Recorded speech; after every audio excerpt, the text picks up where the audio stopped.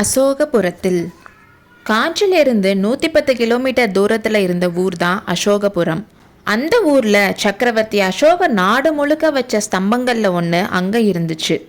ஒரு காலத்தில் இந்த அசோக ஸ்தம்பத்தை சுற்றி புத்த விகாரங்களும் ஆயிரக்கணக்கான புத்த பிக்ஷுக்களும் இருந்தாங்க. வேலைக்கு பூஜைன்னு எப்பவுமே கலகலன்னு இருக்கும். அப்படி இருந்த அசோகபுரம் இப்போ பாலடைஞ்சு இருந்துச்சு. ஒரே ஒரு கட்டிடத்தில் மட்டும் லைட் எரிஞ்சிட்டு இருந்துச்சு. 900 வருஷத்துக்கு முன்னாடி அசோக சக்கரவர்த்தினால் வைக்கப்பட்ட தர்மபோதனை ஸ்தம்பம் மட்டும் தர்மத்துக்கு எப்பவும் அழிவில்லைன்னு சொல்கிற மாதிரி தலை நிமிர்ந்து நின்றுட்டு இருந்துச்சு. அந்த அசோகபுரத்துக்கு இருட்டினதுக்கு அப்புறம் எல்லாரும் வந்து சேர்ந்தாங்க. அப்போ ஆயனர் ஸ்தம்பத்தை பார்த்து அப்படியே நின்றுட்டாரு. உலகத்தில் இருக்க அரசர்கள் எல்லாம் அசோகர் மாதிரி இருந்தால் இந்த உலகம் எவ்வளோ நல்லா இருக்கும். பகை எதுக்கு? ஒருவரோட ரத்தத்தை ஒருவர் சிந்துறது எதுக்கு? உலகத்தில் இருக்க மனுஷங்க எல்லாம் அஹிம்சை வழியில் வாழக்கூடாதான்னு சொன்னார். அப்பா, கொஞ்ச நேரத்துக்கு முன்னாடி தான் கத்தி எடுத்துட்டு யுத்தம் செய்ய ஆசை வருதுன்னு சொன்னீங்க. இப்போ அன்பு அகிம்சைன்னு சொல்கிறீங்களே, உங்கள் மனசு இவ்வளோ சஞ்சலப்பட்டு நான் பார்த்ததே இல்லைன்னு சிவகாமி சொன்னான். உண்மைதான் சிவகாமி, என் மனசு இப்போலாம் ஒரு நிலையில் இல்லை. புத்த பகவான் இந்த உலகத்தை அன்பால நிரப்ப பார்த்தாரே, அவரோட முயற்சி ஏன் வீணா போச்சுன்னு நினச்சி என் மனசு சஞ்சலப்படுதுன்னு சொன்னார். அப்போ பிக்ஷு, ஆயனரே, புத்த பகவானோட போதனையை ஏற்றுக்கிற பக்குவம் மனுஷங்களுக்கு இன்னும் வரலை. அதுக்கு என்ன செய்யறதுன்னு சொன்னார். அப்போ குண்டோதரன் சொன்னா, மனுஷங்கன்னு பொதுவாக சொன்னால் எப்படி அடிகளே? பிராணிகளில் புலியும் இருக்குது, பசுவும் இருக்குது. ஜந்துக்களில் பாம்பும் இருக்குது, அணிலும் இருக்குது.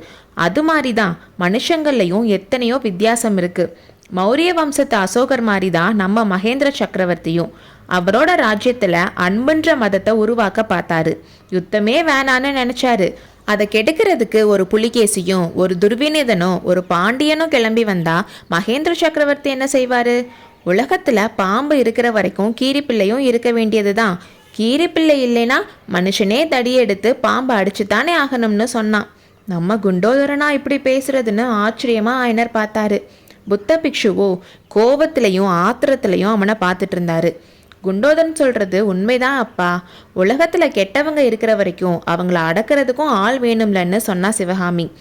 ஆமா சிவகாமி, அது மட்டும் இல்லாம உலகத்துல எல்லாமே அன்புமயமா ஆச்சுன்னா அப்புறம் வீரம்னு ஒன்று இல்லாம போயிடும். வீரம் இல்லாத உலகம் என்ன உலகம்?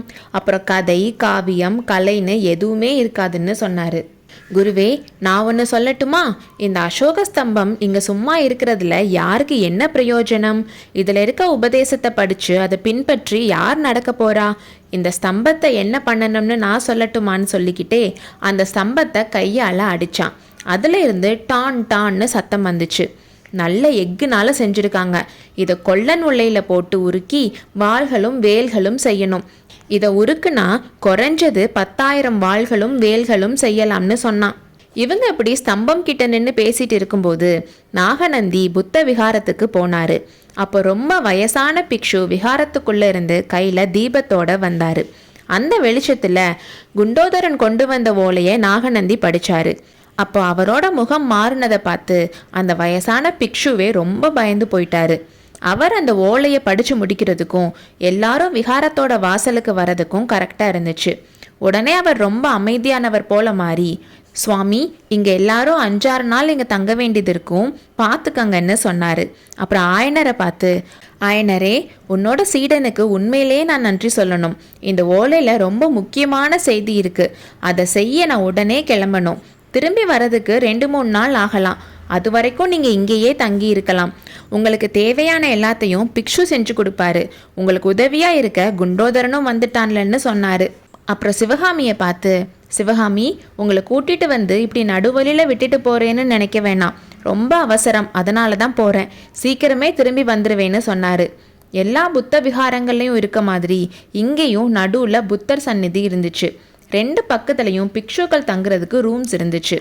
ஒரு பக்கத்தில் இருந்த ரூம்ஸில் ஆயனர், சிவகாமி, அத்தை, குண்டோதரன் எல்லாரும் தங்கிட்டாங்க. அவங்க எல்லாரும் ரூம்குள்ளே போனதுக்கப்புறம் இன்னொரு பக்கத்தில் இருந்த இருண்ட அறைகளுக்கு நாகநந்தி சென்றார். அடுத்த அத்தியாயத்தில் சந்திப்போம்.